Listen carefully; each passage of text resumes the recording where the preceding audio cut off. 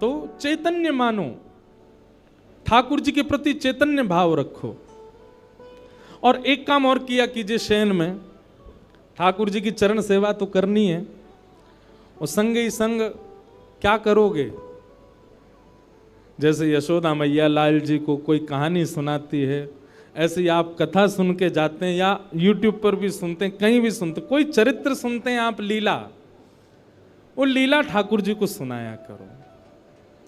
अब कई लोग क्या करते हैं, कथा चालू करके फोन में ठाकुर जी के आगे धर देते हैं। अच्छी बात है, हमारी हाजिरी लग जाती है आपके ठाकुर जी पर शयन के समय तो आप अपने ठाकुर जी को स्वयं कथा सुनाओ। जैसे बालक को माँ से कहानियां सुनकर के नींद आती है, वैसे ही हमारे घर के ठाकुर जी, बंधुओं देखो, मंगला में जब ठाकुर जी सुबह सुबह उठते हैं ना, उस समय आप कौन हो? उस समय आप गोपी का स्वरूप हो। सभी साधक बहुत ध्यान से सुनिएगा, मंगला में ठाकुर जी के सुबह सुबह उठाने के समय आप गोपी स्वरूप धारण करके ठाकुर जी को उठाओ। मध्याह्न में श्रृंगार के बाद आप ठाकुर जी के सन्मुख श्री जी के भाव से या सहचरी के भाव से जाओ, और रात्रि शयन के समय ठाकुर जी के सन्मुख श्री यशोदा जी के भाव से जाओ। इन तीन भाव से ठाकुर जी की सेवा में प्रस्तुत होना चाहिए। सुबह गोपी के भाव से या फिर ग्वाल के भाव से, ग्वाला के भाव से ठाकुर जी को उठा रहे हैं, लाला बोर है गई, जल्दी चल, गैया चरावे चलना है, इस भाव से उठाओ। या कोई गोपी के भाव से कि लाला मैंने ऐसो माखन निकारो, तू चोरी करेगा ना, इस भाव से उठाओ। मध्याह्न के समय कोई ब्रज की गोपी या फिर कोई सहचरी ललिता विशाखा या श्री जी के भाव से ठाकुर जी को रूप दर्शन करके, श्रृंगार दर्शन करके बार बार बलैया लो, एक प्रियतमा के भाव से ठाकुर जी का दर्शन करो। और रात्रि शयन के समय यशोदा के भाव से ठाकुर जी को सुलाओ। ठाकुर जी को कोई कथा सुनाओ, लीला सुनाओ, पद सुनाओ और चरण सेवा करो। चैतन्य। और ठाकुर जी का तीसरा स्वरूप क्या है? आनंद। तो सत परमात्मा, सत राधा रमण लाल, सत वृंदावन चंद को यदि आपने चैतन्य मान लिया, तीन रूप बताए ना, सच्चिदानंद, तो सत परमात्मा को यदि आपने चैतन्य मान लिया तो सत परमात्मा ही चैतन्य बन के आपको आनंद प्रदान करने लगे, वही आनंद देगा। अभी हमारी सेवा में हमको सुख मिलता है, अभी हमारी सेवा में हमको संतुष्टि होती है, पर जिस दिन आनंद आने लगेगा संतुष्टि नहीं मिलेगी, आपको लगेगा कोई कमी रह गई, अभी और कुछ करना है, ठाकुर जी की सेवा में और ये भाव प्रस्तुत करने। तो सच्चिदानंद रूपाय, भगवान के तीन रूप हैं। सच्चिदानंद, विश्वोत्पत्त्यादि हेतवे, भगवान के काम क्या हैं? रूप तीन, कर्म भी तीन, विश्व को बनाना, पालन करना और संहार करना। तापत्रय विनाशाय, तीन प्रकार के तापों का उपशमन करने वाले ऐसे श्री कृष्णाय वयम नमः, श्री कृष्ण को हम बारंबार प्रणाम करते हैं। इस प्रकार भागवत जी में प्रथम श्लोक महात्म में ठाकुर जी को वंदन किया गया। आज महात्म है, मतलब कथा क्यों सुनी जाती है, उसका महत्व क्या है, बहुत सावधानी से सुनिएगा। हम आप मानवों के कल्याण के लिए श्रीमद् भागवत की रचना हुई। भागवत जी कई रूपों में हमें पुष्ट करती हैं। उन्हीं भावों को बताते हुए आगे के सत्र में बताते हैं, आगे के प्रसंग में बताते हैं कि एक बार नारद जी महाराज भ्रमण करते करते बद्रीनाथ गए, और बद्रीनाथ में उनको भगवान का प्रथम अवतार मिला। भगवान के प्रथम अवतार कौन है बताओ? 24 अवतारों के सबको पता है, 24 अवतार हैं, दशावतार हैं। प्रथम अवतार कौन सा है भगवान का? सनक सनंदन सनातन सनत कुमार। इनको हम पूरा नाम, चार छोटे छोटे बालक हैं, छोटे छोटे भाई हैं, सब जानते ही होंगे। इनको हम सनत कुमार कहते हैं। क्या कहते हैं? सनत कुमार। ये भगवान के प्रथम अवतार। क्योंकि ब्रह्मा जी ने जब मानव बनाए तो सबसे पहले सनत कुमारों को बनाया। इसलिए सनत कुमारों को भगवान की उपाधि दे दी। ये कौन है? बोले परमात्मा है। तो ये आज भी बद्रीनाथ में विराजते हैं सनत कुमार, तपस्वियों को दर्शन होता है। तो नारद जी महाराज बद्रीनाथ गए और बद्रीनाथ में सनत कुमारों ने जैसे नारद जी को देखा तो नारद जी का मुख देख करके सनत कुमार बोले कि आप बड़े दुखी लग रहे हो, बड़े पीड़ा में लग रहे हो, क्या बात है? तब नारद जी ने अपना कष्ट बताया। अहम तुम पृथ्वीं यातो ज्ञात्वा सर्वोत्तमामिति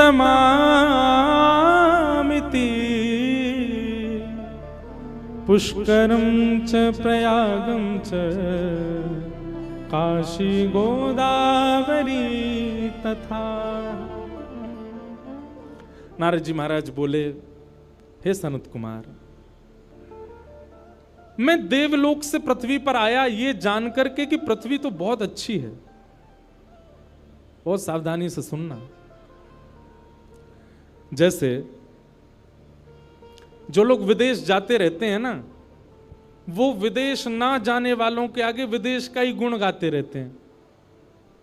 अमेरिका ऐसा है, लंदन ऐसा है, ऑस्ट्रेलिया ऐसा है, विदेश का ही यश सुनाते रहते हैं।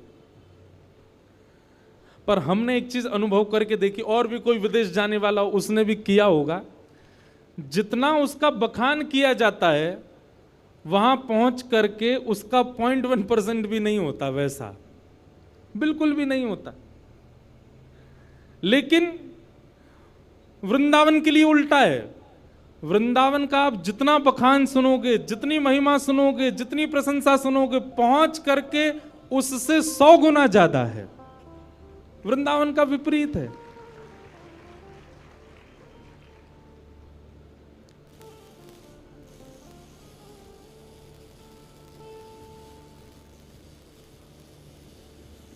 काय हो भैया?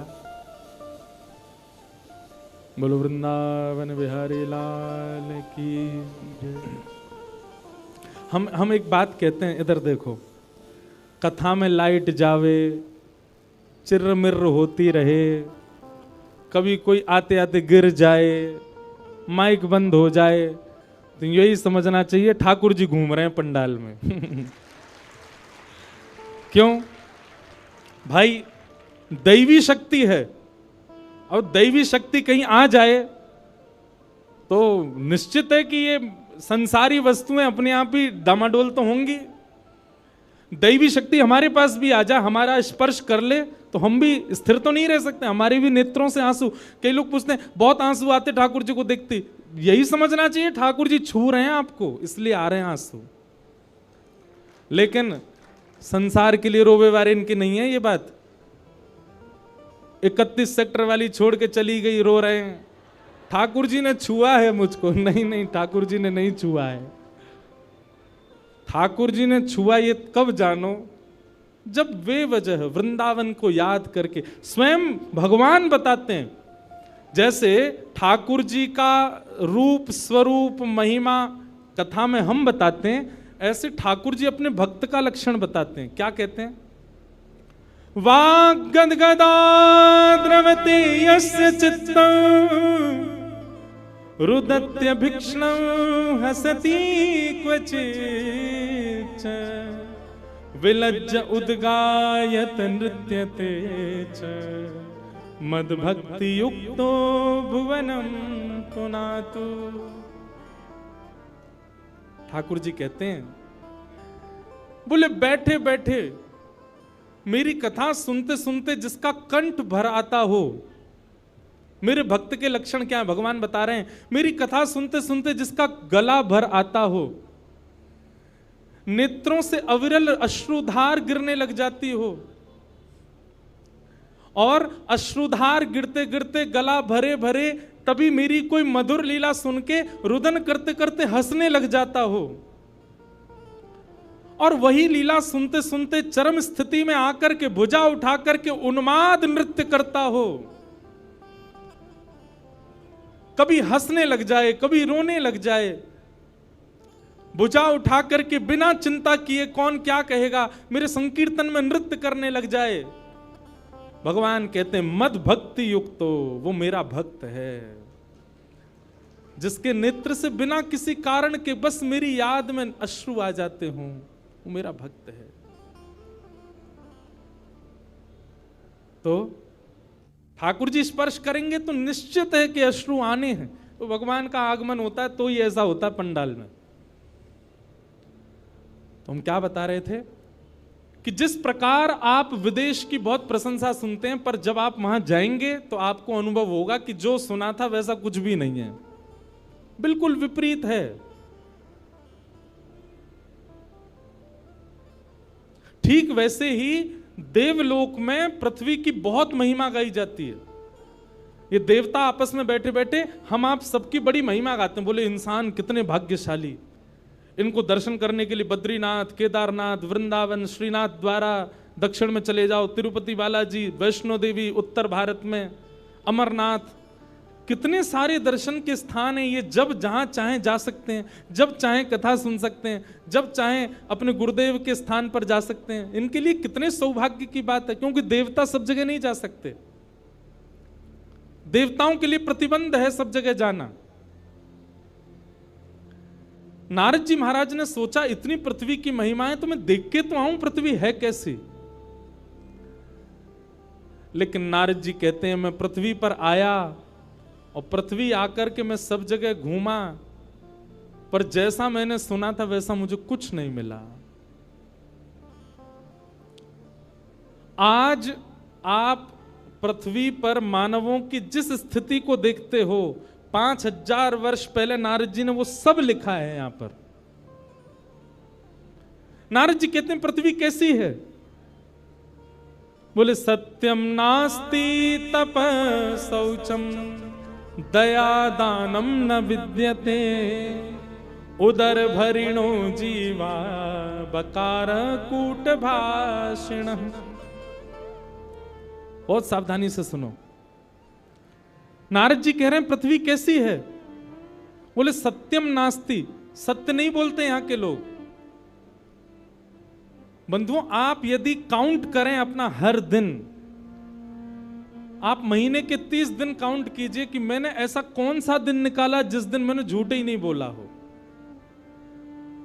मुश्किल से 4 या 5 दिन निकल करके आएंगे 30 में से। हर दिन हम झूठ बोलते हैं, हर दिन असत्य भाषण करते हैं, और असत्य के भी बहुत रूप हैं। किसी से बोलना ही असत्य नहीं होता, हम स्वयं के साथ भी जब असत्यता करते हैं, अपने साथ भी अपने आप को जबरदस्ती धकेल रहे हैं संसार के विषय में, यह भी तो असत्य है।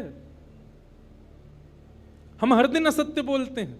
तो सत्यम नास्ति, नारद जी कह रहे हैं यहां के लोग सच बोलते ही नहीं है।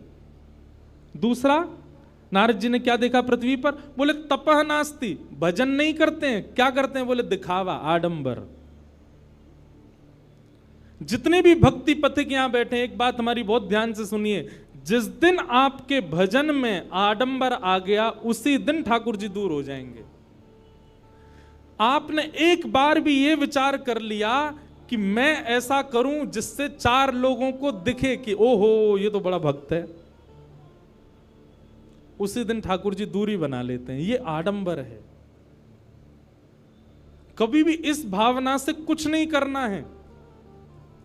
ना कथा इस भावना से व्यास को करनी चाहिए, ना सेवा इस भावना से सेवार्थी को करनी चाहिए, ना नाम जप इस भावना से नाम जापक को करना चाहिए। जैसे काउंटर भी कई लोग रखते हैं, बहुत ज्यादा काउंटिंग्स उसमें बढ़ जाती है तो फिर संतों को दिखा भी देते हैं, महाराज जी 35,000 नाम हो गए सुबह से अभी तक।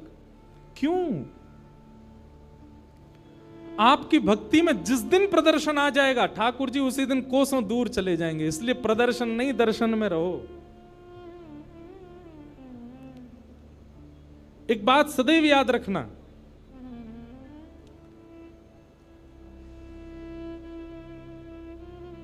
धन और विद्या जितनी बांटोगे उतनी बढ़ेगी। प्रेम और भजन जितना छुपाओगे उतना बढ़ेगा। विद्या का यदि आपने विस्तारीकरण नहीं किया, बांटा नहीं, तो विद्या आपकी खराब हो जाएगी। ऐसी धन बहुत धन हो जाए और आप उसको जमा करते जाओ, कहीं दो मत, तो धन भी खराब हो जाएगा। कैसे खराब होगा? आपके परिवार की मति बिगाड़ देगा, वो गलत जगह पे उसको खर्च करने लग जाएंगे। प्रेम और भजन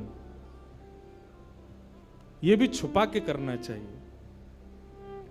प्रेम का ढिंडोरा पीट दिया, निश्चित है कि प्रेम आपका नष्ट हो जाएगा। ऐसी भजन यदि आपने दिखा दिया कि आप क्या करते हैं, कितना करते हैं, कैसे करते हैं, तो आपका भजन भी नष्ट हो जाएगा। इसलिए इन दो चीजों को गुप्त रखना है, प्रेम और भजन।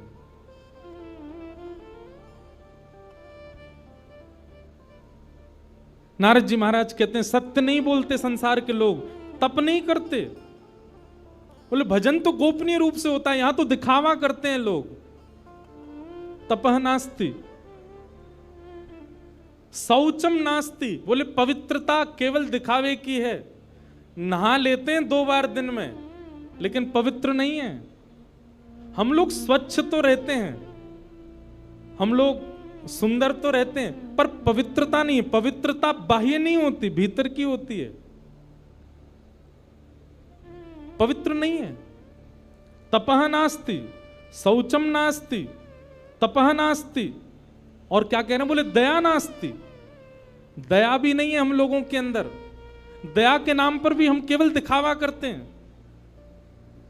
और फिर क्या कह रहे हैं? बोले दानम नास्ति, दान भी नहीं करना जानते हम। एक बात हमारी सुनिएगा, दान का स्वरूप शास्त्रों में बताया गया कि अगर आपने किसी को कुछ दिया और देने के बाद में अगर आपने किसी से जाकर के कहा ये तो मैंने दिया था, उसी समय आपका दान का पुण्य खत्म हो जाता है। किसी को प्रदान करने के बाद आप गा नहीं सकते कि ये मैंने दिया था।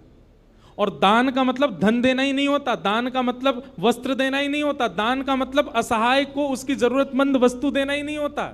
दान के रूप में बहुत कुछ आता है।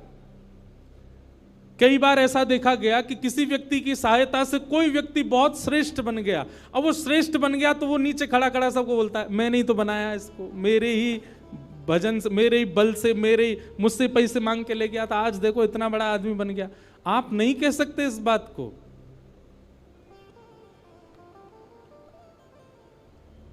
आपसे वस्तु जैसे ही किसी के पास जाती है, अगर वो दान का स्वरूप है तो आप उसको अपना कभी नहीं बता सकते। आपने जिस दिन उसको अपना बताया उसी दिन आपका पुण्य नष्ट हो जाता है, क्षीण हो जाता है। तो दानम नास्ति, हमारा तो काम ही है कि जब तक फोटोग्राफर नहीं हो तब तक दान ही नहीं करते। जब तक कहीं बता ना दें, सोशल मीडिया अपडेट ना कर दें, तब तक दान नहीं होता।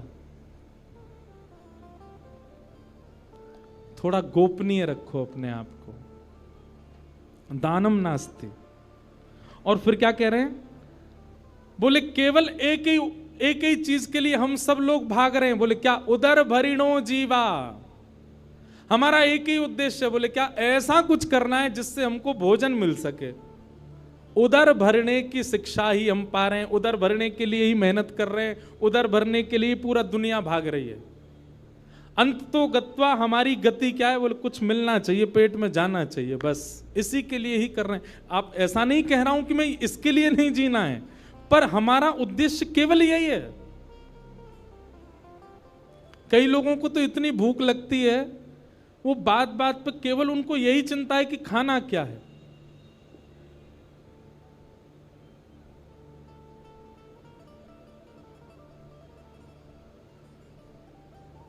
उदर भरिणो जीवा, नारद जी कह रहे हैं पृथ्वी के लोग ऐसे हैं। कैसे हैं? बोले उदर भरिणो जीवा। और फिर कैसे? बोले बरा का कूट भाषण, केवल दिखावे में अच्छा बोलते हैं, अंदर से सामने वाले का बुरा ही चाह रहे हैं। बस दिखावे में बोल रहे हैं कि आप अच्छे रहो, आपका ये काम बने, आपकी बिटिया बढ़िया रहे, आपके पुत्र बढ़िया रहे, पर भीतर से सब आपका अनिहित ही चाहते हैं। और नारद जी ने बहुत कुछ वर्णन किया। और क्या कहते हैं? बोले पाखंड निरता संतो विरक्ता सपरिग्रह तरुणी प्रभुता गे श्याल को बुद्धिदायक।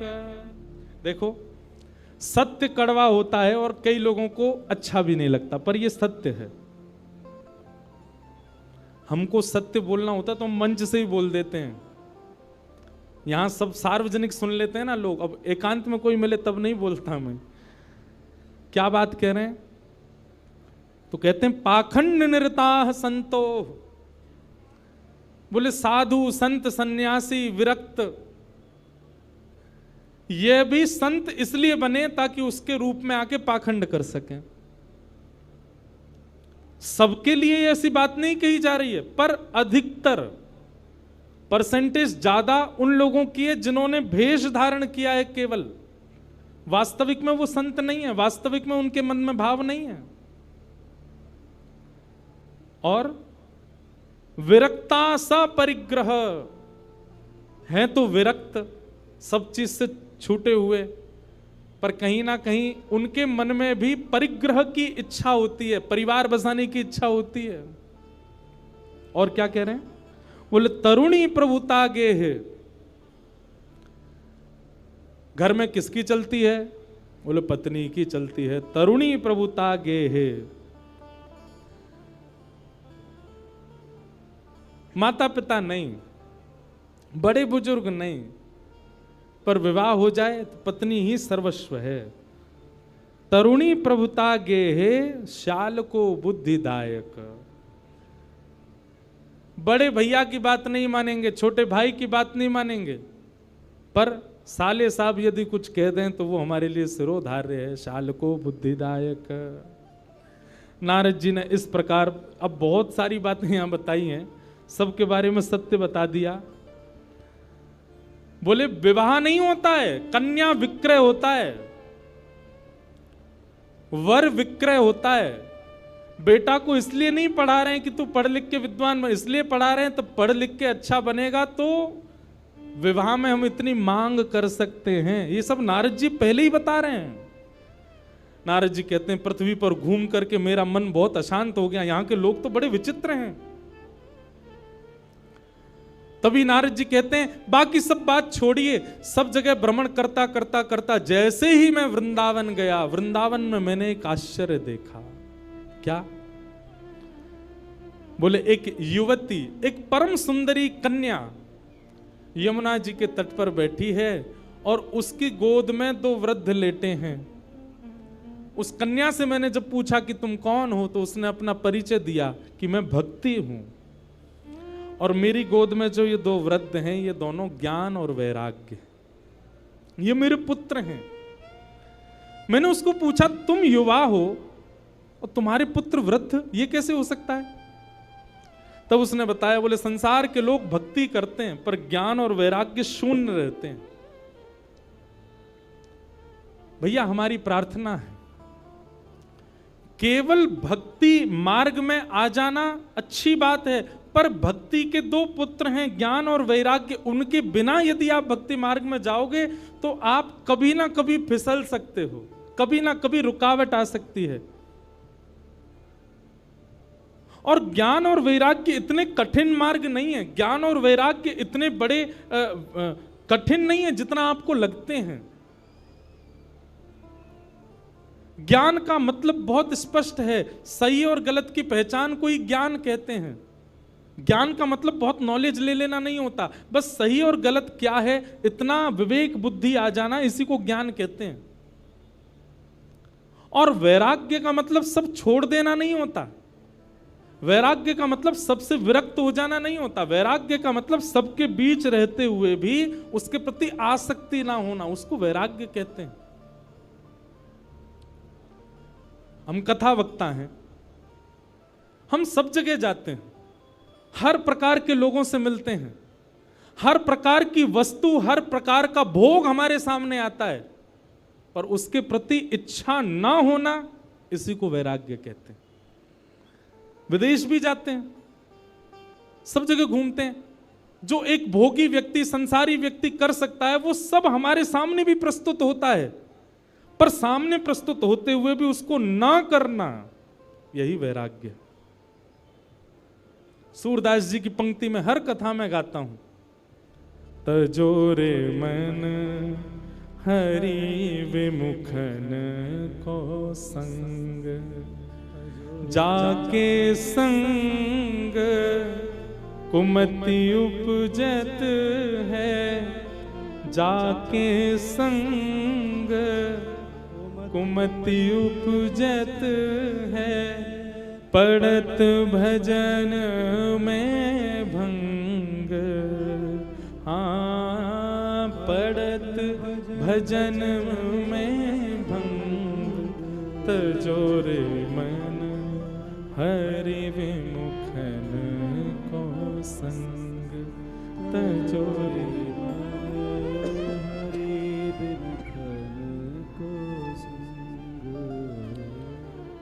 उन सब भावों का, उन सब वस्तुओं का त्याग करना है जिनसे ठाकुर जी की भक्ति कम होती है। प्याज और लहसुन खाना पाप नहीं है, आपको नरक नहीं जाना पड़ेगा उसके बदले, पर अगर आपके चित्त में प्रेम भक्ति है और आप इन तामसी वस्तुओं का यदि बहुत सेवन करते हैं तो प्रेम लक्षणा भक्ति कम हो जाएगी। आपके मन में त्याग की स्थिति है, आप बहुत जल्दी डिटैच हो जाते हैं चीजों से, लेकिन आप तामसी वस्तुओं का सेवन करते हैं तो आपके डिटैचमेंट की जो स्थिति है वो नष्ट होती चली जाएगी। साधक स्थिति, भक्त स्थिति हमारी कम होती है इन सब वस्तुओं के सेवन, इसलिए उसको मना किया गया। वो सब भाव वर्ज्य बताए गए हैं भक्ति मार्ग में जिनसे ठाकुर जी की प्रेम लक्षणा भक्ति कम होती हो। इसलिए उन्हीं भावों में हम पैंट पहन के क्यों नहीं करते कथा, हम टी शर्ट पहन के क्यों नहीं आते कथा में, बगलबंदी क्यों पहनते हैं, धोती ही क्यों पहनते हैं। ठाकुर जी की प्रसादी बनाने वाले को भी हम यही क्यों कह रहे हैं कि धोती पहन के बनाओ। हम आप लोगों से भी क्यों निवेदन कर रहे हैं कि कम से कम तिलक लगाओ, कंठी माला गले में धारण करो। ये वैष्णव वेश धारण करने से भी आपका संग सुधरता है, आपका मन सुधरता है, आपकी भावना शुद्ध होती है, तामसिकता से आप बचते हो। इसलिए बहुत जरूरी है ये सब। तो वैराग्य का मतलब सब छोड़ देना नहीं होता, वैराग्य का मतलब सबके बीच रहते हुए भी उसके प्रति आसक्ति ना होना, इसको वैराग्य कहते हैं। ये भक्ति के दो पुत्र हैं, ज्ञान और वैराग्य। जब तक ये चित्त में नहीं आएंगे भक्ति महारानी प्रसन्न नहीं रह सकती, इसलिए इन दोनों को चित्त में धारण करो। नारद जी महाराज ने देखा कि ज्ञान और वैराग्य दोनों वृद्ध हो गए, तो नारद जी महाराज ने प्रयास किया कि ज्ञान और वैराग्य को युवा कैसे किया जाए। संतों से पूछा लेकिन कोई भी इसका प्रमाणित उत्तर नहीं दे पाए। तब नारद जी महाराज आज सनत कुमारों से पूछते हैं कि भक्ति के पुत्र ज्ञान और वैराग्य युवा कैसे होंगे, कृपा करके मुझे बताओ। बहुत सावधानी से सुनना, भक्ति हम सबके चित्त में है पर ज्ञान वैराग्य पुत्र नहीं है हमारे पास। भक्ति के पुत्र वो कैसे आएंगे, उसी का उपाय यहां पर सनत कुमार बता रहे हैं। और सनत कुमार कहते हैं ज्ञान वैराग्य की पुष्टता के लिए, ज्ञान वैराग्य के लिए, युवावस्था के लिए क्या करना है। सत्कर्म सूचको नूनम ज्ञान यज्ञ स्मृतो बुधई श्रीमद्भागवतालाप सतु गीत सुखादि। बोले भक्ति के सहित ज्ञान और वैराग्य को यदि चित्त में युवान करना है तो भागवत की कथा सुनो। श्रीमद् भागवत की सप्ताह कथा को ध्यान पूर्वक एक एक शब्द को श्रवण करो। सप्ताह पूर्ण होते क्या होगा, आपके चित्त में भक्ति के पुत्र ज्ञान और वैराग्य दोनों युवा हो जाएंगे, विवेक बुद्धि जागृत हो जाएगी, सही गलत में पहचान अपने आप प्रकट हो जाएगी, अपने आप डिटैच होना शुरू कर दोगे। देखिए डिटैचमेंट का मतलब केवल किसी वस्तु व्यंजन व्यक्ति से दूर हो जाना नहीं होता। डिटैचमेंट का मतलब और क्या होता है, विरक्ति का मतलब और क्या होता है? आपके घर में कुछ ऐसी वारदात हो गई, भगवान ना करे कुछ हो, ऐसा कुछ हो गया जिसके कारण आप बहुत विचलित हो गए। विचलित आप कब होगे, परेशान आप कब होगे?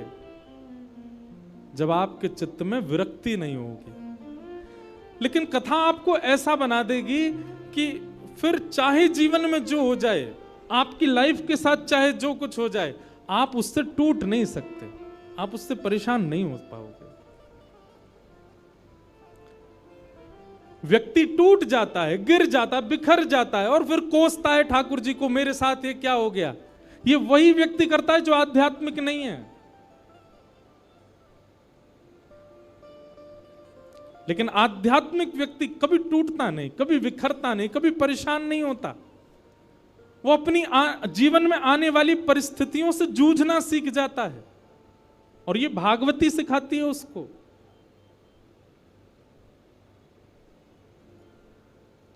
सुदामा जी महाराज के जीवन में नहीं आई थी, बहुत विषम परिस्थितियां आई। मीराबाई के जीवन में नहीं आई, बहुत विषम परिस्थितियां आई। अरे कहां तक कहें, जिस पति से विवाह हुआ मीराबाई का, बस वे ही एक सपोर्टर थे उनके ससुराल पक्ष में, और कोई सपोर्ट नहीं करता था मीराबाई को। वे भी कुछ महीनों बाद ही भगवत धाम चले गए। अकेली मीराबाई रह गई अपने परिवार में। लेकिन फिर भी कभी टूटी नहीं मीराबाई, अपने ठाकुर जी की भक्ति करती हैं। राणा ने, उनके देवर ने जब राजपाट संभाला मेवाड़ का, तो मीराबाई के लिए बोले कि ये बहुत चरणामृत पीती है, इसको विष पिला दो। विष भेज दिया, विष तक पान किया। ठाकुर जी को हरण करवाने के लिए ना जाने क्या क्या किया। मीराबाई के चरित्र पर, मीराबाई के उनके स्वभाव पर, उनके चरित्र पर उंगली उठाने के लिए मन चले लोगों तक को भेजा उनके कक्ष में। पर मीराबाई कभी टूटी नहीं, लड़ती रही, क्योंकि उनका विश्वास प्रगाढ़ है। उनकी भक्ति इतनी चित्त में जागृत हो चुकी है कि वो इन सब परिस्थितियों से परेशान नहीं होते। एक बात कहें, साधक की, भक्त की परेशानी ये नहीं होती कि मेरी जॉब नहीं लग रही है, या मेरे पैसे मैं इतने नहीं कमा पा रहा, बच्चे मेरी सुन नहीं रहे, या मेरे मन चाहे काम नहीं बन पा रहे। उसकी परेशानी का एक ही काम होता है, एक ही कारण होता है, क्या? वृंदावन जाने का मन हो रहा है, जा नहीं पा रहा। कथा सुनने का मन हो रहा है, मैं पहुंच नहीं पा रहा। सेवा करने की बहुत इच्छा हो रही है, पर ठाकुर जी सेवा करा नहीं रहे। उसकी यही पीड़ा रहती है। मीराबाई की पीड़ा ये नहीं है कि उनकी ननद, उनके देवर, उनकी सास, उनका पूरा परिवार उनका विपक्षी है। उनकी पीड़ा केवल यही है कि नाथ, मैं वृंदावन कब जाऊंगी, मैं आपके उस धाम का दर्शन कब करूंगी।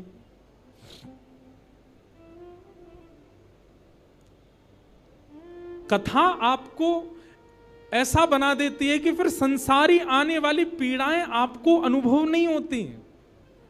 आपकी पीड़ा का कारण केवल ठाकुर जी हो जाते हैं कि ठाकुर जी क्यों नहीं मिल रहे हैं। पीड़ा केवल ये है।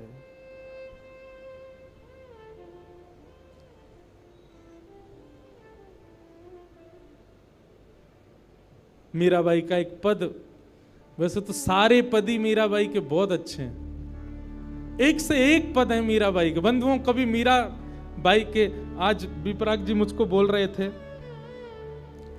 कि महाराज जी अगले वर्ष जब चंडीगढ़ में कथा हो, इसका मतलब अगले वर्ष भी आएंगे हम। तो आपका भाव था महाराज जी, अगले वर्ष जब कथा हो तो आप मीरा चरित्र सुनाइएगा।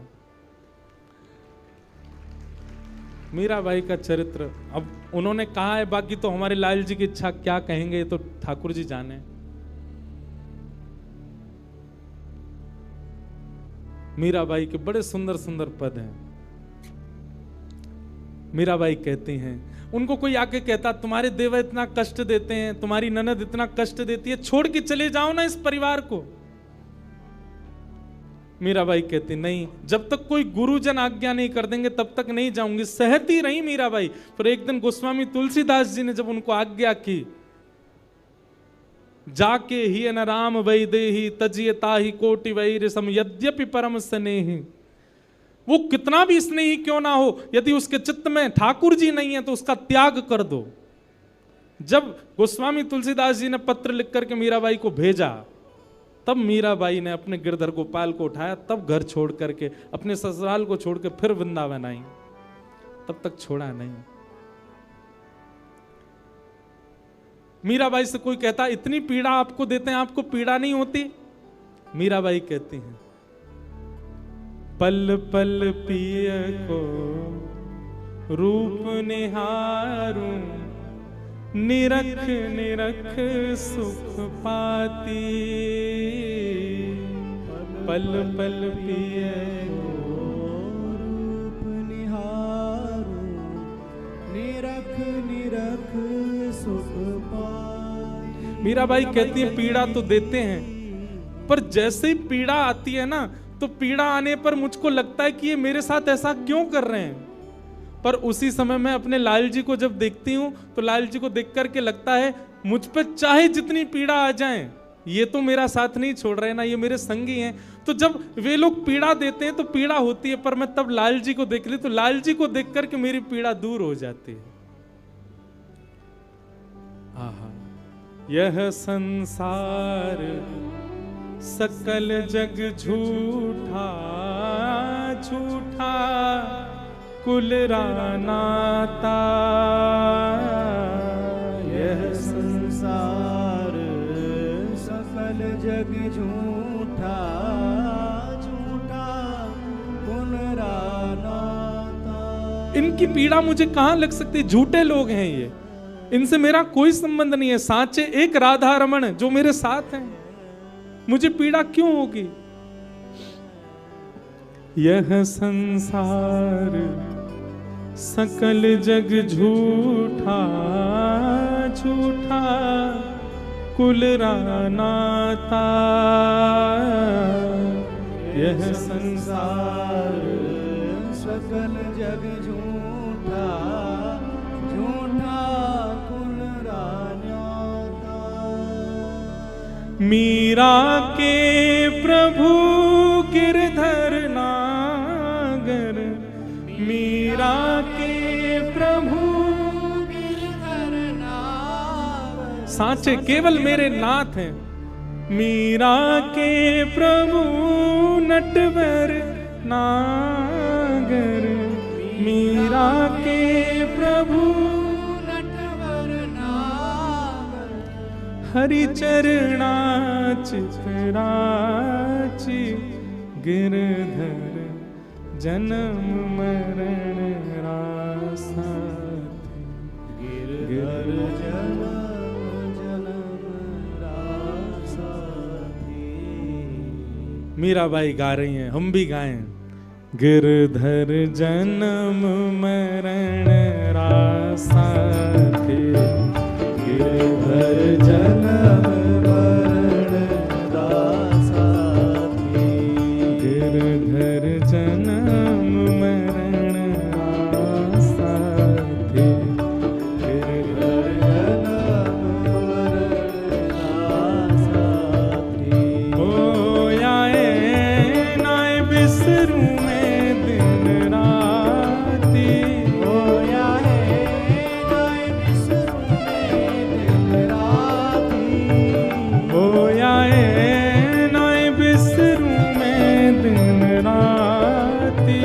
ओ आए नाय बिसरूं मैं दिन राती। ओ गिरधर जन्म मरण रासा थे।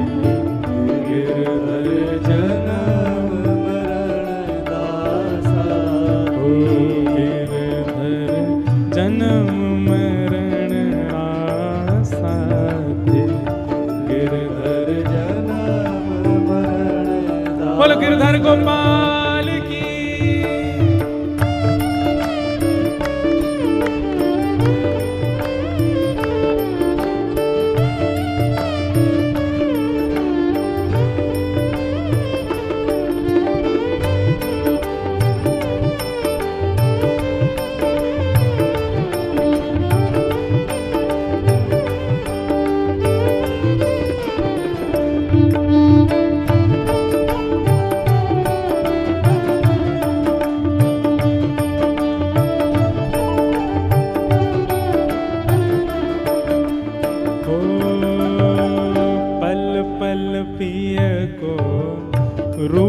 निहारूं निरख निरख सुख पाती।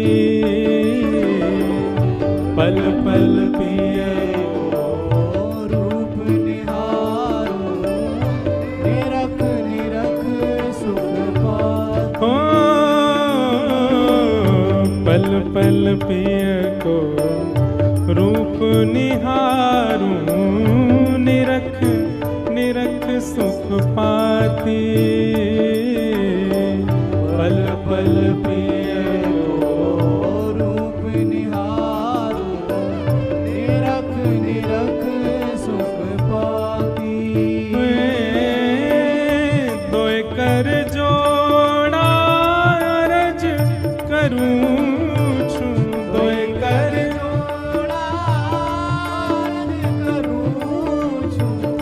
दोय कर जोड़ा रज करूं छूं। दोय कर जोड़ा सुन ली जो मारी बाती। गिरधर जन्म मरण रास्ता गिरधर जन्म मरण रासा। गिरधर जन्म मरण रासा थे। गिरधर जन्म मरण रासा थी। ओ आए नाय बिसरूं मैं दिन राती। नाय बिसरूं मैं दिन राती। ओ आए नाय बिसरूं मैं दिन राती। नाय बिसरूं मैं दिन राती। गिरधर जन्म मरण रासा थे। गिरधर जन्म मरण रासा। करताल बजा के गाओ बोल वृंदावन बिहारी लाल की।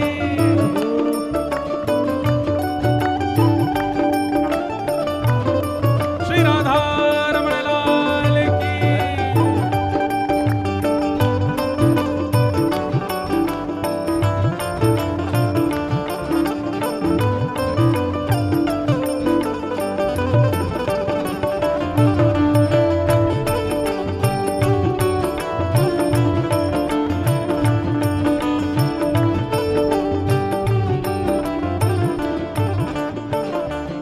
ओ यह संसार सकल जग झूठा झूठा कुलरा नाता।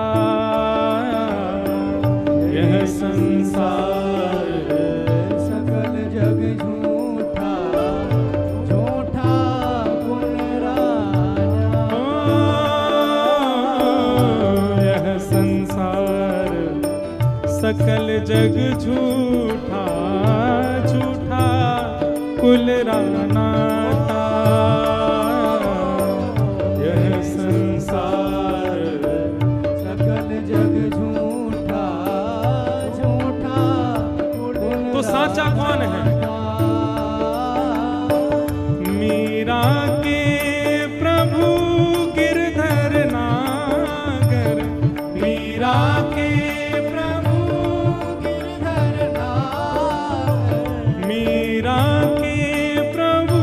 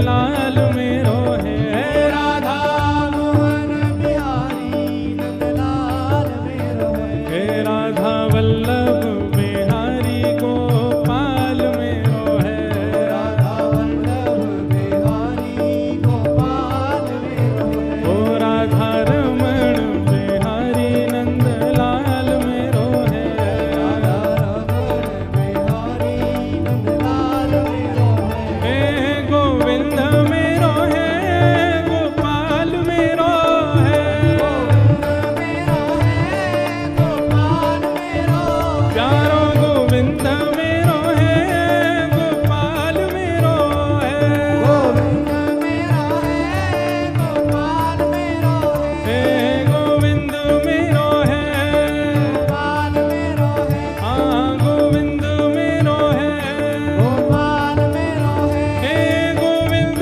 मेरो है, गोपाल मेरो है, गोविंद मेरो है, गोपाल मेरो है, हे गोविंद मेरो है, गोपाल मेरो है, हाँ गोविंद मेरो है, गोपाल मेरो है, हाँ गोविंद मेरो है, गोपाल मेरो है, हे गोविंद मेरो है, गोपाल मेरो है, हे गोविंद मेरो है, गोपाल मेरो है, हे गोविंद मेरो है, गोपाल मेरो है, हे गोविंद मेरो है, गोपाल मेरो है, हे गोविंद मेरो है, गोपाल मेरो है, हाँ गोविंद मेरो है, गोपाल मेरो है, हाँ गोविंद मेरो है, गोपाल मेरो है, हे गोविंद मेरो है, गोपाल मेरो है, हे गोविंद मेरो है, गोपाल मेरो है, हे गोविंद मेरो है, गोपाल मेरो है, हाँ गोविंद मेरो है, गोपाल मेरो है, हे गोविंद मेरो है, गोपाल मेरो है, हाँ गोविंद मेरो है, गोपाल मेरो है, जय जय श्री राम, जय जय श्री राम, जय जय श्री राम।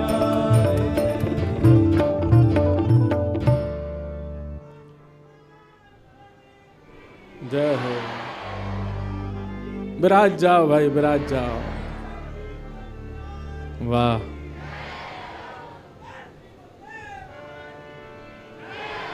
विराज जाओ लालाओं, विराज जाओ।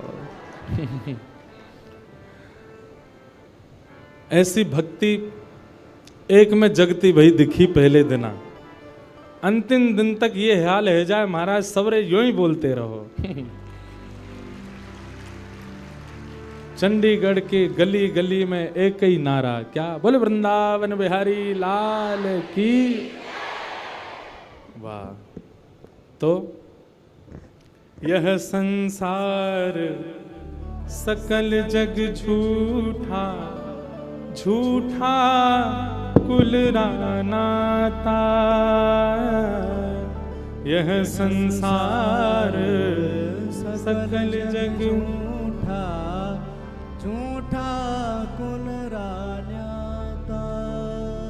मीरा के प्रभु गिरधर नागर, मीरा के प्रभु गिरधर नागर। हरि चरणा चितराचि गिरधर, जन्म मरण रासाथी गिरधर। जन्म मरण रासा। तो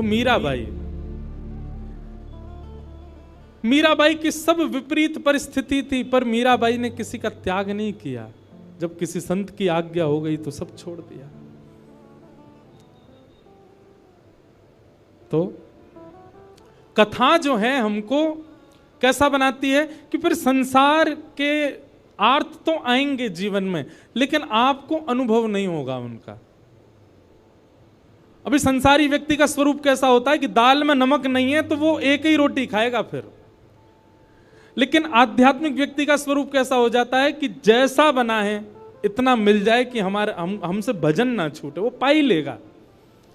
आध्यात्मिक व्यक्ति व्यवस्थाएं नहीं देखता। फिर आध्यात्मिक व्यक्ति को यह लगता है कि चाहे जैसा हो ठीक है, सब में हम राम राम तो भज पाएंगे, हम ठाकुर जी को स्मरण तो कर पाएंगे, जैसी है ठीक है, हमको स्वीकार है। वर्सेटाइल बनाती है कथा आपको। और क्षमा कीजिएगा, ऐसे कथा सुन सुन के नहीं बन पा रहे हो तो आप कथा सुन नहीं रहे हो, टाइम वेस्ट करते हो आकर के। कथा सुन करके तो ऐसे हो जाओ सहज, चाहे जैसी स्थिति, जैसी परिस्थिति, संसार में जैसे लोग, जीवन में जितने आर्त, विपत्ति, पीड़ा, कष्ट, आप प्रसन्न ही रहो, आप अपने समभाव में रहो।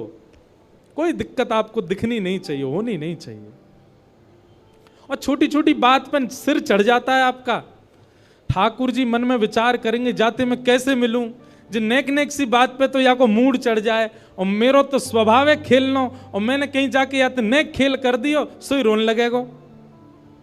अब देखो गोविंद दास जी एक अष्ट सखाओं में एक सखा हुए गोविंद दास, देखो यहाँ अष्ट सखा भी बैठे हैं, पीछे दिख रहे हैं ना, ठाकुर जी के बगल में 1 2 3 4 सखा यहाँ बैठे हैं, 4 सखा इधर बैठे हैं। तो गोविंद दास जी एक गोविंद दास सखा हुए ठाकुर जी के। अब ऐसी लीला है कि पढ़े लिखे लोग तो इस लीला को सुनकर के बोलेंगे बताओ ऐसा भी होता है, पर वास्तविकता यही है। तो गोविंद दास जी ठाकुर जी उनके साथ खेलते थे। गुसाई जी तो आरती करते श्रीनाथ जी की, और सामने बैठे गोविंद दास को देख करके ठाकुर जी अपने सेन चलाते। गोविंद दास कहते डट जाओ, आरती चल रही है अभी, और किसी दर्शनार्थी को नहीं दिखता था, बस गोविंद दास को दिख रहा है, सूरदास जी को दिख रहा है, चीत स्वामी जी को दिख रहा है, इन अष्ट सखाओं को ही दिखता था। महाराज ऐसी ऐसी लीला गोविंद दास जी के संग करते। गुसाई जी श्रृंगार कर रहे हैं ठाकुर जी का, तो श्रृंगार में मोतियों की लड़ पहना रहे हैं। अब गुसाई जी तो श्रृंगार करते करते इधर उधर कहीं गए, सामने बैठे गोविंद दास पद गा रहे हैं। आज ठाकुर जी की पीतांबर अति सोहे, गले में वैजंती माला अति सोहे, सिर पर मुकुट अति सोहे। ठाकुर जी यहाँ मोती उठा रहे हैं, मोती उठा करके गोविंद दास पे मार रहे हैं। गोविंद दास के सिर पे महाराज गुम्माटा उठ गया। गुम्माटा समझते हैं, कभी कभी सिर में जोर से लग जाए तो ऐसे उठ जाता है ना, गोविंद दास का सिर में गुम्माटा उठ गया। तो गोविंद दास पद गाते गाते देखिए ठाकुर जी मोती मार रहे हैं, ऊपर से ठाकुर जी ऐसे सींग दिखा रहे हैं। ये लीला गोविंद दास को दिख रही है, बाकियों को ठाकुर जी ऐसे ही दिख रहे हैं। तो गोविंद दास बोले अच्छा तो ये बताऊं, रुक जा। मोती उठा करके ठाकुर जी पर मारा। अब ठाकुर जी पर जैसे ही मारने लगे, इतने में गुसाई जी आया तो गुसाई जी में लग गया वो। गुसाई जी बोले ए गोविंद दास जी क्या कर रहे हो तू, हैं ठाकुर जी मोती मार रहे हो। गोविंद दास से हाथ धर के गए, देखो गुम्माटो उठ गो मेरो, तुम्हारो लाला मारे तब कोई बात नहीं, या समझा लो पहले, बहुत मारे हमें।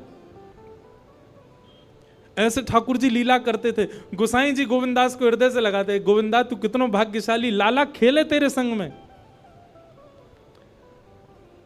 दोपहर में हमारे ब्रजमंडल में सारे मंदिर बंद हो जाते हैं 12-1 बजे।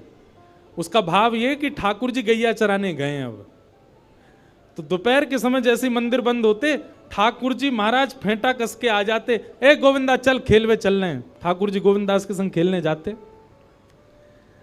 एक दिन ठाकुर जी बोले गोविंदा तू घोड़ा बन जा, मैं तेरे ऊपर बैठ के डोलूंगो।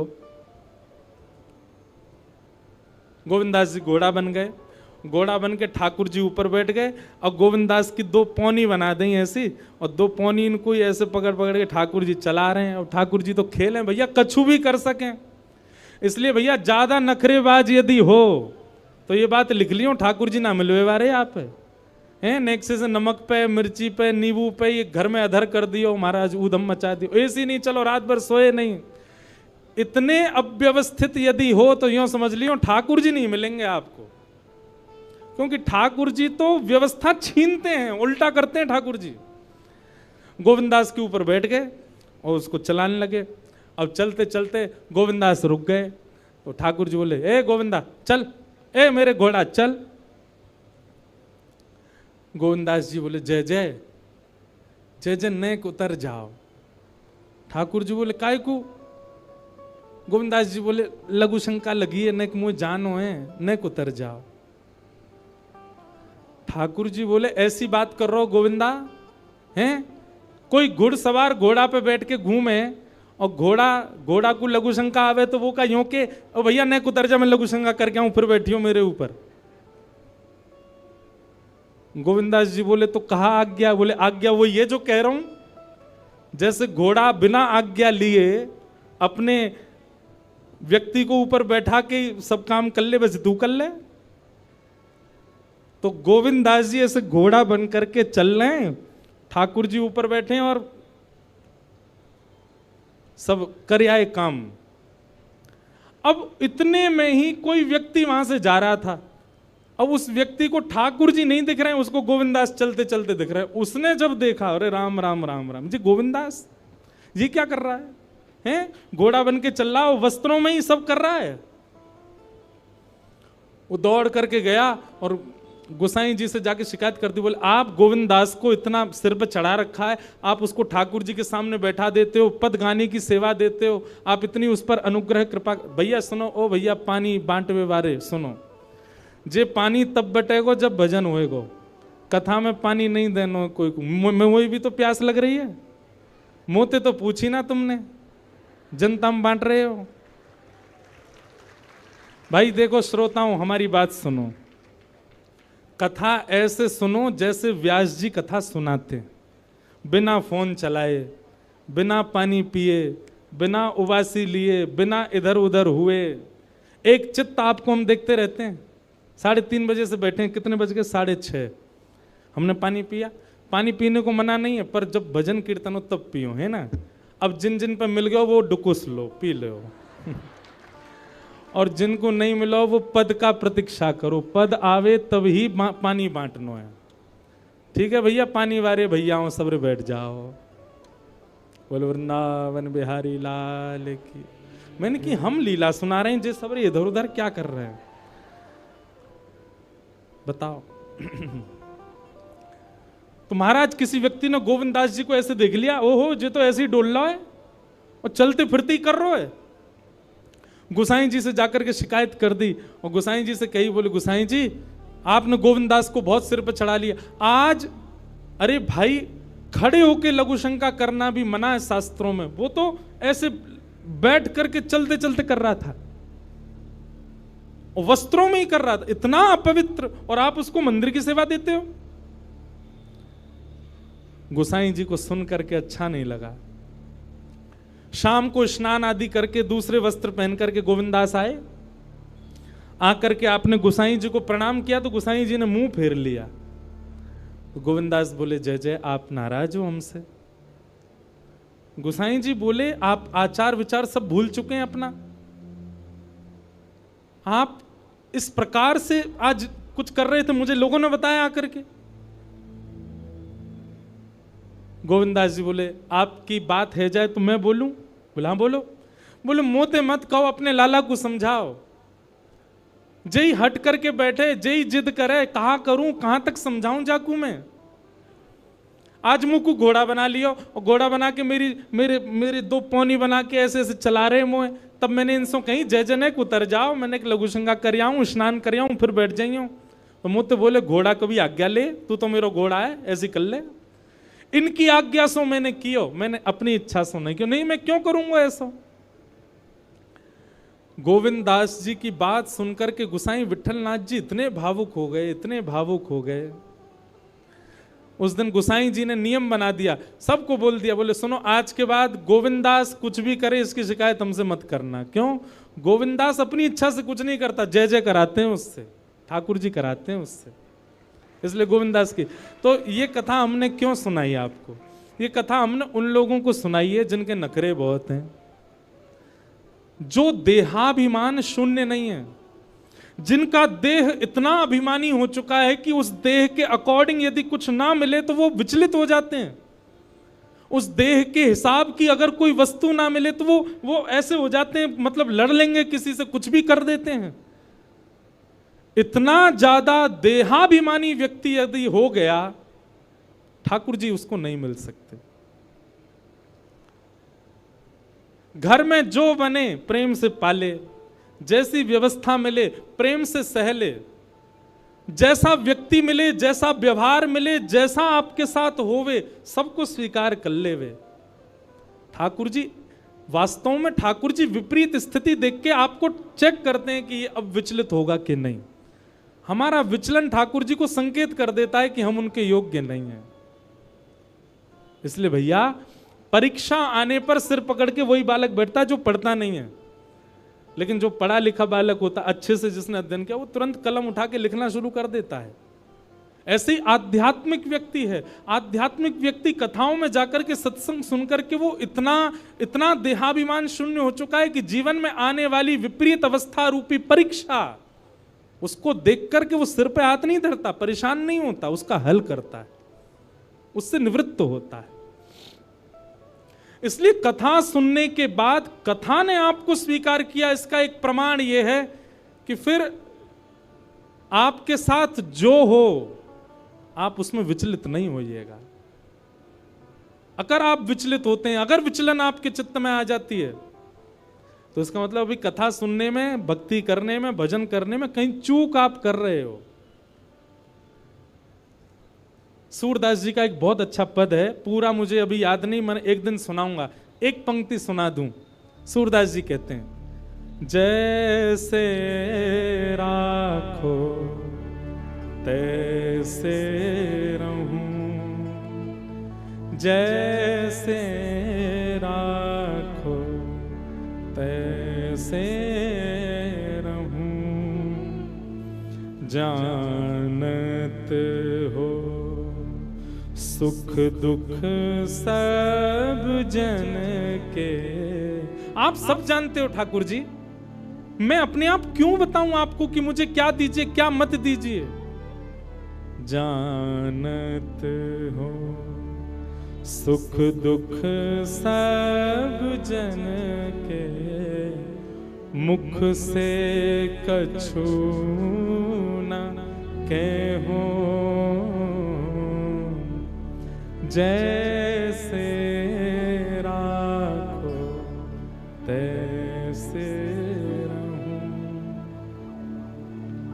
लिख लीजिएगा, भक्ति आपको स्वीकार करना सिखाती है। परिस्थिति, व्यक्ति, वातावरण सबको स्वीकार करना सिखा देती है। आप हर स्थिति में रमने लग जाते हो, फिर आप विचलित नहीं होते। और कहीं विचलन होती है तो आपकी भक्ति में कहीं चूक है। इसलिए भैया ठाकुर जी के लायक बनो, और ठाकुर जी के लायक बनने के काजे हर प्रकार की स्थिति को सही है, सह लीजिए। तो ज्ञान और वैराग्य भक्ति भागवत से प्राप्त होंगे, और भागवत आपको ऐसे मॉडिफाई कर देगी कि फिर आपको फिर संसार की किसी स्थिति, परिस्थिति, व्यवस्था, अव्यवस्था से कोई फर्क नहीं पड़ेगा। आप सम हो जाओगे, हर स्थिति में प्रसन्न रहने लग जाओगे। कथा ऐसा निर्माण करेगी। तो नारद जी महाराज को कहा सनत कुमारों ने कि तुम भागवत की कथा कराओ, भागवत की कथा से ज्ञान और वैराग्य युवा हो जाएंगे। तब नारद जी ने पूछा, भागवत की कथा कैसे करानी चाहिए, कहां करानी चाहिए, किससे करानी चाहिए। तब यहां पर सनत कुमारों ने एक एक बात बताई। बोले सबसे पहली, सुंदर बैठने की व्यवस्था करो, जितने ज्यादा से ज्यादा वैष्णव कथा में आ सकें उतना ज्यादा से ज्यादा प्रचार प्रसार करो। कथा कराना कैसे चाहिए सुनो, सब नियम बताएं भागवत जी में। दूसरा, एक शुद्धि व्यास को ढूंढो। व्यास कैसा होना चाहिए? बोले विप्र होना चाहिए। सबसे पहली बात, ब्राह्मण होना चाहिए। देखिए, एक बात हम आपसे निवेदन करें, इस मंच से हम बोल सकते हैं, हम कोई जातिवाद पर नहीं बोल रहे, हम तो और बोलते हैं कथा में कि जात पात पूछे नहीं को, हरि को भजे सो हरि को हो। पर कथा कहने के लिए, कथा सुनाने के लिए वक्ता जो हो वो कम से कम विप्र हो। क्यों? क्योंकि आप यदि विप्र से कथा नहीं सुनेंगे तो कथा बहुत कुछ करती है। आपके पितरों को मुक्त करती है, आपके पितरों को निवृत्त करती है, आपके संचित पापों को नष्ट करती है। वो एक विप्र के द्वारा ही हो पाएगा, जो जनेऊ पहनता हो, जो त्रिकाल संध्या करता हो, जो शिखा धारण करता हो, जिसके अंदर विप्र के लक्षण हैं, जो वेद अध्ययन करता हो, उसी से ही आप कथा सुन सकते हैं। सबसे पहला विप्र होना चाहिए। दूसरा, व्याख्यान में कुशल होना चाहिए वक्ता। एक विषय का व्याख्यान करना जानता हो, उदाहरण दे करके आपको समझाना जानता हो। तीसरा, धीर बुद्धि वाला होना चाहिए, कैसा भी प्रश्न कर लो सबके उत्तर देना जानता हो, ऐसा वक्ता हो। वक्ता ऐसा ढूंढिए। फिर तीसरी बात क्या बताई, बोले जितने श्रोता आए सबके लिए कुछ प्रसाद की व्यवस्था, भले ही फल बटे, भले ही मिष्ठान बटे, भले ही नमकीन बटे, कुछ भी थोड़ा बहुत सबको मिलना चाहिए, सबके प्रसाद की व्यवस्था होनी चाहिए। और कथा में जितना ज्यादा से ज्यादा हो सके भगवत चरित्र, भक्त चरित्र, वैष्णव चरित्रों का प्रसंग होना चाहिए। अब आदि आदि गुण और बताएं कि गंगा के समीप में कथा होनी चाहिए यदि श्रेष्ठ कथा हो, नहीं हो सके तो जहां आप रहते हैं वहां सुंदर स्थान ढूंढ, पर विशिष्ट कथा का नियम गंगा के तट पर, यमुना के तट पर, किसी भी सुंदर नदी के तट पर कथा का क्रम होना चाहिए। अब ये उस काल की बात है क्योंकि तब पंडाल नहीं होते थे। तब क्या होता था, गंगा के तट पर घने वृक्ष होते थे तो वृक्षों के नीचे ही श्रोता बैठते थे, इसलिए गंगा तट को प्रधानता दी। आदि आदि ऐसे सब नियम बताए। फिर कथा सुनने वालों के नियम बताए। कथा सुनने वालों का नियम क्या है? सबसे पहला, वक्ता से पहले आकर के स्थान ग्रहण करें। दूसरा, आपस में चर्चा ना करें। तीसरा, एक आसन में बैठ करके ज्यादा देर हो सके तो कथा श्रवण करें। कभी यूं कभी यूं। और एक आसन बताएं, उसको कहते हैं दरिद्रासन। कौन सा आसन? उसमें बैठने से व्यक्ति दरिद्र हो जाता है, ये इसको कहते हैं दरिद्रासन। मैं बैठ ही नहीं सकता ऐसे, ये हम आपके लिए बता रहे हैं। इस आसन में बैठना नहीं, इसके बढ़िया तो ऐसे बैठ लो, पर ये दोनों ऐसे हाथ करके बैठना, ये दरिद्रासन है। इससे दरिद्रता चित्त में आती है, इसलिए ऐसे नहीं बैठना। एक आसन में बैठो, सुख आसन में बैठो। जिस आसन में हम बैठे इसको कहते हैं सुख आसन। अब भाई पांव ही खराब है गए हैं, घुटने में दर्द है रो तो फिर कुछ रोगियों के लिए कोई बात नहीं, पर एक आसन में बैठ करके कथा सुनो। सोफा वाले कहेंगे हम बैठे तो हैं सोफा पे एक ही आसन में। देखो आसन कैसा होना चाहिए जिसमें आपका देह कंफर्ट में ना रहे। सोफा वाले आई एम सॉरी, कुर्सी सोफा वालों से आई एम सॉरी, महाराज जी भी सोफा पे ही बैठे, क्षमा। पर कथा कैसे सुननी चाहिए? कंफर्टेबली बैठ करके नहीं। आप जब तक इनकंफर्ट नहीं होगे तब तक वो तप ही नहीं माना जाएगा।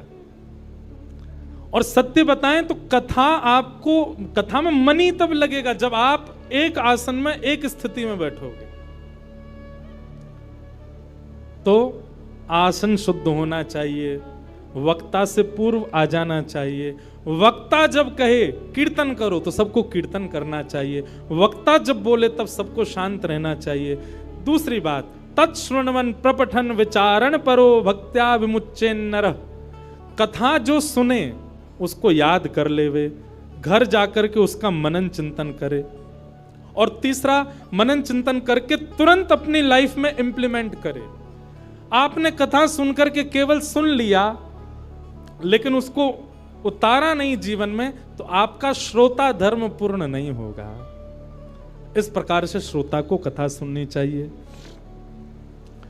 आदि आदि सब भाव बताए गए, कथा कैसी सुननी चाहिए, कैसे सुनानी चाहिए, सब बातों को बताते हुए यहां पर फिर सनत कुमार कहते हैं, तावत् पापानि देहिस्मिन् निवसन्ति तपोधनाः यावन्न श्रूयते सम्यक् श्रीमद्भागवतम नरैः। बोले भैया आज कौन सा डे है? आज मंडे है, सोमवार है। हमारी कथा विश्राम कब होगी? रविवार को, संडे को। हम सबके जीवन में 7 ही दिन होते हैं। बहुत सावधानी से सुनिएगा सब लोग। आप सोमवार की कथा जब सुनते हैं, ये बात मैं नहीं कह रहा हूं, भागवत जी में लिखा है, आज सोमवार के दिन आप कथा सुन रहे हो तो आज के दिन की कथा सुनने से आपको फल क्या मिला? कि आपके पूर्व के जीवन में जितने सोमवार जन्म से लेके अब तक निकल चुके हैं और उनमें हमसे जो भी पाप हुआ है वो आज की कथा सुनने से नष्ट हो जाएगा। कल की कथा आप सुनोगे, कल क्या है? मंगलवार। मंगलवार की कथा सुनो, जितने मंगलवार आ चुके जीवन में सबके पाप नष्ट हो जाएंगे। इस प्रकार करते करते जब रविवार की कथा आप सुनोगे विश्राम दिवस की, और कथा सुनते ही जैसे ही कथा विश्राम होगी आप क्या हो जाओगे? पूर्ण पवित्र। आपका अकाउंट क्या हो जाएगा? 0, सब खत्म। अब अगले सोमवार से आपका नया जीवन शुरू है। आपके पूर्व के सारे पाप शून्य हो चुके हैं। लेकिन अब एक बात और सुनो, यह भी कब होता है? ऐसे तो कोई भी आके बैठ जाए कथा में, दिन भर चोर चोरी करे, शाम को कथा में आके सुन ले कथा। चलो आज का खाता तो खत्म हो गया, पुलिस पकड़ के ले, बोल मुझे पकड़ नहीं सकते, अब व्यास जी ने मना किया, मेरे सारे पाप नष्ट हो गए, आज कथा सुनी आया मैं। सुबह चोरी करी थी पर कथा सुन ली, फिर मैंने सब शून्य हो गया। ऐसा नहीं, आप कथा में संकल्पित होकर के बैठिए। भागवत जी से निवेदन कीजिए, हे भागवत जी, हम 7 दिन के लिए आपकी शरण में आए हैं। हे शब्द रूपी श्री कृष्ण, हम 7 दिन के लिए आपकी शरण में आए हैं। आप कृपा करके इन 7 दिनों में हमसे पूर्व में जो भी अपराध बन गया है उन सबको आप समाप्त कर दीजिए। हम आपको वचन देते हैं संकल्प लेकर के कि हम जीवन में दोबारा ये गलती नहीं दोहराएंगे, तब आप पाप निवृत्त होगे। अच्छा, उसमें शर्त एक और होती है। भागवत जी ने 7 दिन में आपको पवित्र कर दिया और कहीं आपने 7 दिन बाद उन चीजों को पुनः दोहराया। जैसे आप तंबाकू खाते थे, सिगरेट पीते थे, नशा करते थे, जो भी करते थे, आपने संकल्प लिया भागवत जी हमने पूर्व में जो जो किया उन सबको आप समाप्त कर दो, हम वचन देते हैं अब नहीं करेंगे। तो भागवत जी आपको पवित्र कर देंगे 7 दिन में। लेकिन 7 दिन बाद जीवन में फिर कभी आपने वो क्रिया की तो फिर जितनी आपकी नष्ट हुई है मल्टीप्लाई इनटू 1000 होकर के दोबारा लग जाएगी। 1000 गुना ज्यादा होकर के आपको वह पाप पुनः लग जाएगा। इसलिए भैया, जो अपने व्यसन नहीं छोड़ सकते, हम मंच से कह रहे हैं कल से कथा में आप नहीं आइएगा, क्योंकि आप उस व्यसन को नहीं छोड़ पा रहे हैं और कथा आप सुन रहे हैं, क्या फायदा?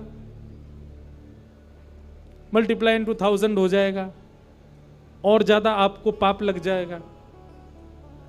इसलिए कथा सुनने की सामर्थ्य वही लोग रखिएगा जो पुनः संकल्पित हो जाते हैं कि हम नहीं करेंगे।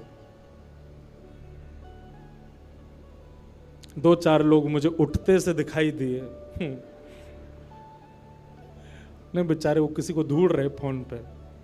मुझे लगा कि 2-4 लोग उठ रहे हैं, इसका मतलब यूँ सोच रहे होंगे कि यार गलत फंस गए हम तो खतना में, हम तो छोड़ ही नहीं सकते अपना व्यसन, और ये व्यास जी तो यहाँ तो पूरी कसम बसम खिला रहे हैं। भैया हमारी एक बात सुनो, संबंध किसको कहते हैं? जहां पर एक व्यक्ति अपने दूसरे प्रेमी के लिए स्वयं को बदलता है।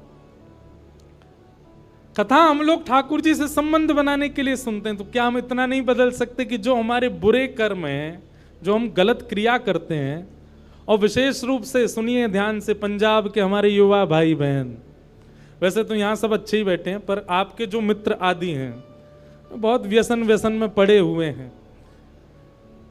पंजाब सबसे समृद्ध प्रांत है भारत का। जैसे शरीर में सारे पार्ट्स आपके ठीक हैं पर माइंड खराब हो जाए तो सबको खराब करने की सामर्थ्य केवल माइंड में है।